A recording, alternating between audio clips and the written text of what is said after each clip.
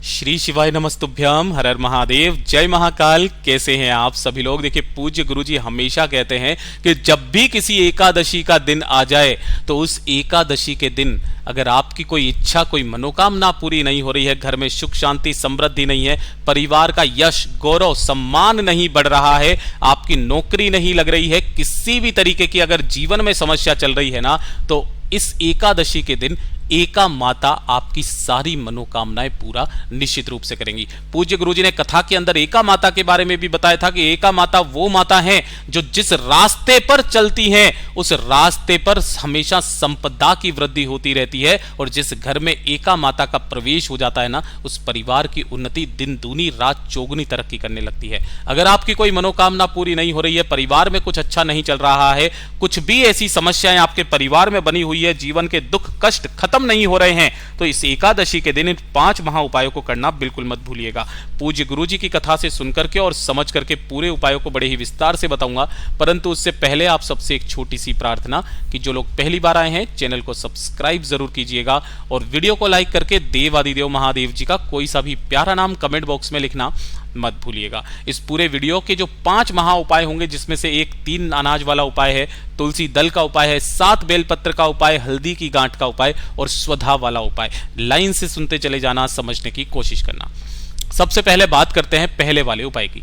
पहला वाला जो उपाय होगा, आपको 3 अनाज से ये वाला उपाय करना होगा। आपके घर में ही जो 3 अनाज हैं उनसे आपको ये उपाय करना है। किन लोगों को करना है कि अगर आपको लगता है आपके परिवार की खुशियों को किसी की नजर लग गई है, परिवार में कुछ भी अच्छा नहीं चल रहा है, लोगों के बीच में प्रेम नहीं है, सुख शांति समृद्धि बिल्कुल भी नहीं है, आप चाहते हैं आपके परिवार में सदैव शांति बनी रहे, सुख शांति समृद्धि रहे, लोगों के बीच में प्रेम रहे, तो एक छोटा सा उपाय अपने परिवार के लिए आप सभी लोगों को जरूर करना है। परिवार की कोई सी भी एक स्त्री, नारी, बहन, बेटी, कोई भी व्यक्ति इस उपाय को कर लेना।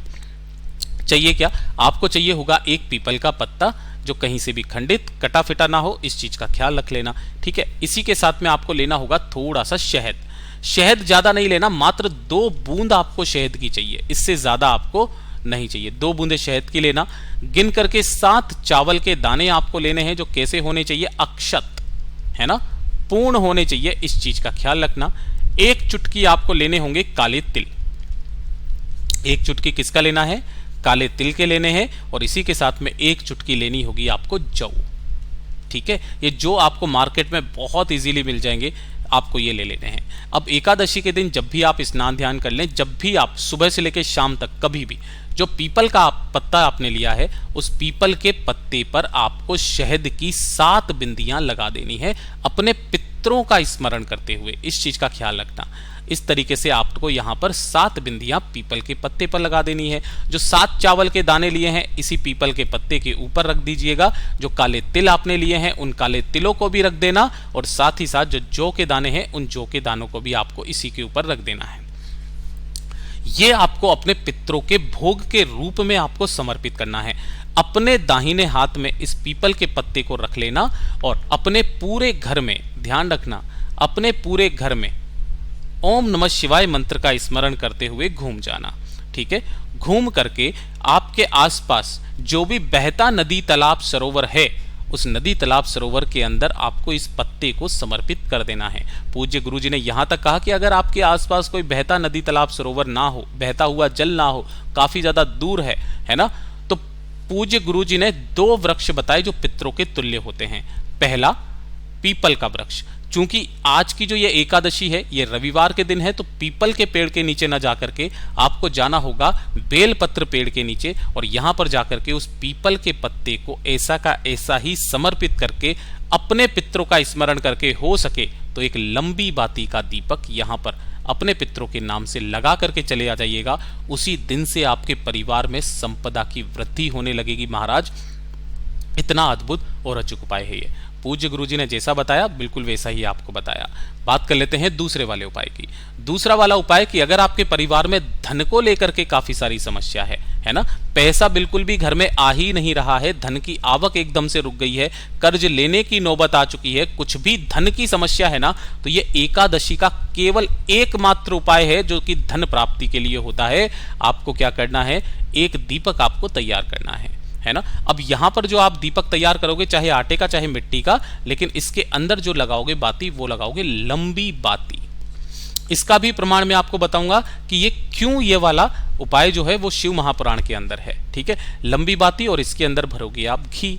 ठीक है, और इसी के साथ में आपको ले लेना होगा थोड़ा सा अनाज, चाहे थोड़े से गेहूं के दाने, चावल के दाने, हरे मूंग के दाने, कुछ भी आपको ले लेना है। ठीक है, और इन्हें लेकर के एकादशी के दिन शाम के समय पर, एकादशी के दिन कब, शाम को जब सूरज ढल रहा हो उस समय पर किसी भी बेलपत्र पेड़ के पास में पहुंच जाना है। पूज्य गुरुजी ने कहा कि अगर आपके घर में कहीं पर भी बेलपत्री का पेड़ है, गमले में लगा हुआ है, वहां पर भी आप इसे कर सकते हैं। उस एक दीपक को आपको यहाँ बेलपत्र पेड़ के नीचे समर्पित कर देना, और जो भी बत्ती का मुख रखोगे वो किधर रखोगे, उत्तर दिशा की तरफ। बस इस चीज का ख्याल रखना कि जो भी आप अनाज के दाने लेकर के आए हो उसका आसन आपको इस दीपक के नीचे लगा देना है। वहीं बैठ करके महादेव जी से कामना करना, विनती करना, और विनती करके बेलपत्र पेड़ के नीचे की जो भी मिट्टी है ना, थोड़ी सी मिट्टी आपको उठा करके अपने साथ अपने घर पर लेकर के आ जानी है, और अपने घर के कोने कोने में उस मिट्टी को ओम महालक्ष्मी नमः या लक्ष्मी जी का जो मंत्र आपको आता है उस मंत्र का स्मरण करते हुए समर्पित कर दीजिएगा। पूज्य गुरुजी ने ये तक कहा था इस वाले उस उपाय के संदर्भ में कि जब महादेव जी ने माता लक्ष्मी जी और भगवान श्री हरि नारायण विष्णु जी का विवाह करवाया था, तब माता लक्ष्मी जी ने महादेव जी से कहा था कि आपको क्या चाहिए। तब महादेव जी के मना करने के बाद में भी जब माता लक्ष्मी जी नहीं मानी, तब उन्होंने, महादेव जी ने कहा कि जब भी कोई एकादशी का दिन या प्रदोष का दिन या शिवरात्रि का दिन आए, उस दिन आप बेलपत्र पेड़ के नीचे निवास करना, और जो भी व्यक्ति वहां पर जो दीपक जलाएगा, दीप प्रज्वलित करेगा, मिट्टी को अपने घर पे छीटेगा, आप उसके साथ उनके घर में प्रवेश करेंगे। तभी से ये क्रम चलता हुआ आ रहा है। पूज्य गुरु जी का बहुत अद्भुत और अचूक उपाय है, जरूर कीजिएगा। बात कर लेते हैं तीसरे वाले उपाय की। तीसरा वाला जो उपाय है ये किसके लिए है, ये है आपकी कामना पूर्ति के लिए, मनोकामना की, इच्छा की पूर्ति के लिए। ठीक है ना, ध्यान से सुनना, पांचों के पांचों उपाय आपकी अलग अलग चीजों के लिए है। अगर आपकी कोई मनोकामना पूरी नहीं हो रही है ना, इच्छा पूरी नहीं हो रही है, तो एकादशी का सबसे सरल और सबसे अचूक उपाय है 7 बेलपत्र वाला उपाय। आपको 7 बेलपत्र लेने हैं जो कहीं से भी खंडित ना हो। 1 लोटा लेना है आपको तांबे का, और इसके अंदर आपको किसी भी पवित्र नदी का जल भरना है। अगर आपके पास में पवित्र नदी का जल नहीं है, गंगा जल है, प्रचुर मात्रा में नहीं है, तो आपको पहले अपने घर के शुद्ध जल से भर लेना, और 2 से 4 बूंदे आपको गंगा जल की मिला लेना है। ठीक है, किसकी मिलाओगे, गंगा जल की। जो 7 बेलपत्र लिए हैं उन 7 बेलपत्रों को भी आपको इसी कलश के अंदर डाल देना है, और इसे लेकर के पहुंच जाना है महादेव जी के मंदिर शिवलिंग के पास में। उत्तर दिशा, नॉर्थ डायरेक्शन की तरफ आपको मुख करके खड़े हो जाना है। ठीक है, लेकिन उससे पहले आपको दर्शन होंगे नंदी बाबा के। तो पहले आपको नंदी बाबा के पास में जाना है। जो कलश आपने लिया है, जिसके अंदर आपने 7 बेलपत्र डाले हुए हैं, उसका जो संपूर्ण जल है वो आपको नंदी बाबा के उठे वाले पैर पर अपनी कामना कह करके समर्पित कर देना है। ध्यान रखना, बेलपत्र यहाँ पर समर्पित नहीं होने चाहिए, सिर्फ यहाँ पर उठे पैर पर जल समर्पित आपको कर देना है। उसके बाद 7 बेलपत्रियों को निकालना और एक एक करके महादेव जी की शिवलिंग पर इस तरीके से समर्पित करना कि डंडियां रहेगी जलाधारी की तरफ और बीच वाली पत्ती का मुख रहेगा आपकी तरफ। 7 बेलपत्रियों को समर्पित कर देने के पश्चात अपना दाहिना हाथ इन सभी बेलपत्रियों के ऊपर रख करके अपना नाम और गोत्र बोल करके महादेव जी से आपको अपनी कामना कह देनी है। पूज्य गुरु जी ने कहा अगली एकादशी आने तक आपकी वो कामना निश्चित रूप से पूर्ण होती है, जरूर कीजिएगा। पूज्य गुरु जी का बहुत अद्भुत और अचूक उपाय है, जरूर करना। अब बात कर लेते हैं चौथे वाले उपाय की। चौथा वाला उपाय किन लोगों को करना है, ये चीज ध्यान से सुनना कि अगर आप किसी चीज को पाना चाहते हो, किसी चीज को खरीदना चाहते हो, आपके पास में धन की समस्या है, किसी भी तरीके की कोई भी समस्या है, तो किसी भी चीज को अपना बनाने के लिए, पाने के लिए, खरीदने के लिए एकादशी के दिन इस उपाय को किया जाता है। ध्यान से सुनना कैसे करना है। 1 लोटा लेना है आपको शुद्ध जल अपने घर का तांबे के कलश में। इसी के साथ में आपको लेनी होगी 1 हल्दी की गांठ। ठीक है, ये जो यहाँ पर दिख रही है इस तरीके से आपको 1 हल्दी की गांठ चाहिए, ना कि ये पिसी हुई। मैं यहाँ लिख देता हूँ, हल्दी की गांठ आपको ले लेनी है 1। ठीक है, 5 लेने होंगे आपको चावल के दाने, जो कैसे होने चाहिए, अक्षत होने चाहिए। इसी के साथ में 1 चुटकी आपको लेने होंगे काले तिल। ठीक है, 1 चुटकी ले लेना है काले तिल। जो भी चीजें आपने ली है इन सभी चीजों को आपको इसी वाले कलश में डाल देनी है। 1 हल्दी की गांठ, 5 चावल के दाने और 1 चुटकी काले तिल। ठीक है, और इन सभी को लेकर के आपको कहां पर जाना है, ये चीज ध्यान से सुनिएगा। इन सभी को लेकर के आपको या तो किसी भी पीपल के पेड़ में या किसी भी वट वृक्ष में या किसी भी बेलपत्र पेड़ के नीचे जाना है। लेकिन इस चीज का क्रम पूज्य गुरुजी ने यहां तक कहा था कि इसका जो जल है वो केवल आपको 2 जगह पर समर्पित करना है। ये एकादशी का दिन है और एकादशी के दिन जो रविवार पड़ रहा है तो पीपल के वृक्ष के नीचे आप इस जल को समर्पित नहीं कर सकते हो। तब आपको क्या करना है, इसी वाले कलश का जो आधा जल है वो किसी भी वट वृक्ष के नीचे समर्पित करना है, वटकेश्वर महादेव के नाम से। वटकेश्वर महादेव के नाम से जब आप इस जल को समर्पित करते हैं तो आपकी जो धन की समस्या होती है वो खत्म होती है। और बाकी का जो आधा लोटा जल है वो किसी भी बेलपत्र पेड़ के नीचे समर्पित करके अपनी मनोकामना, जिस चीज को आप पाना चाहते हो, कामना करके वापस चले आ जाइएगा। 2 से 3 एकादशी कर लेना, धीरे धीरे करके वो चीज आपके पास आने लगती है। पूज्य गुरु जी का बहुत अद्भुत और अचूक उपाय है, जरूर कीजिएगा।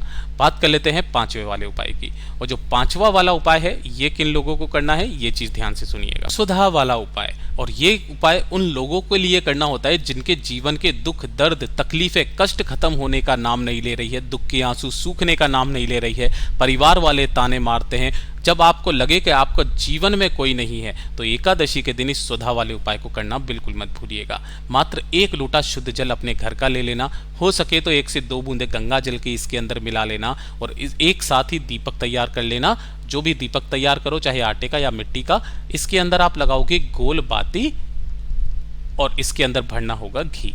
इन्हें लेकर के पहुंच जाना महादेव जी के मंदिर शिवलिंग के पास में। उत्तर दिशा नॉर्थ डायरेक्शन की तरफ मुख करके आपको खड़े हो जाना है। जो भी लोटा शुद्ध जल लेकर के आए हो उसे पूरा का पूरा महादेव जी की शिवलिंग पर समर्पित करना।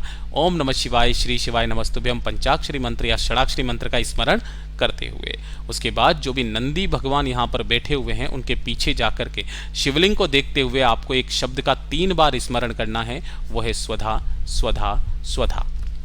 स्वधा जो शब्द है वो माता रानी, माता जो है पार्वती माता, उनकी नानी का नाम है जो पितृलोक में निवास करती हैं। और जो भी जल आप यहाँ समर्पित करते हो उसकी एक एक बूंद आपके पितरों के खाते में जमा होती है। पितृ तृप्त होते हैं, आपके दोनों खुले हाथों से आपको आशीर्वाद देते हैं, आपके जीवन के समस्त दुखों को खत्म करते हैं।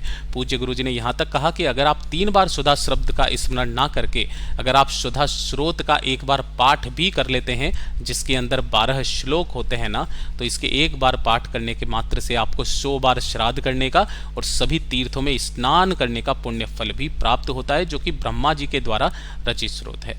जब भी आप मंदिर से बाहर की तरफ आएंगे, शिवालय की चौखट पर एक जो दीपक आप लेकर के आए हो उसे प्रज्वलित करके अपनी कामना कह करके चले आ जाइएगा। पूज्य गुरु जी ने कहा इस शब्द के स्मरण करने मात्र से आपके जीवन के सारे पाप धुल जाते हैं, सारे कष्ट खत्म हो जाते हैं। पूज्य गुरु जी के ये सभी उपाय बहुत ही ज़्यादा खास और अद्भुत है, ज़रूर कीजिएगा। वीडियो पसंद आए तो लाइक ज़रूर करना, साथ ही साथ चैनल को सब्सक्राइब ज़रूर कीजिएगा।